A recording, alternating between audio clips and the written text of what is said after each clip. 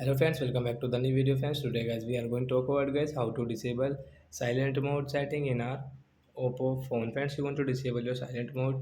So how can you disable in your Oppo phone? In this video guys I will show you guys from your phone setting how to disable silent mode setting.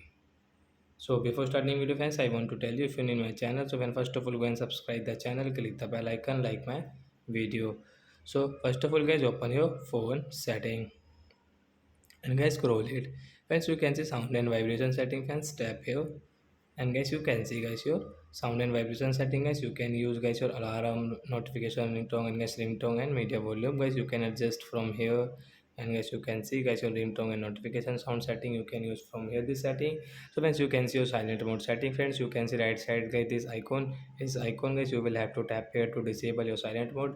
The silent mode will disable and guys you can use guys your ringtone and guys you can use guys your notification volume. Guys, you can adjust yourself. So I hope friends you have understood how to disable silent mode in our Oppo phone. So that's it guys. Thanks for watching the video friends. We will meet on next video. Bye bye friends.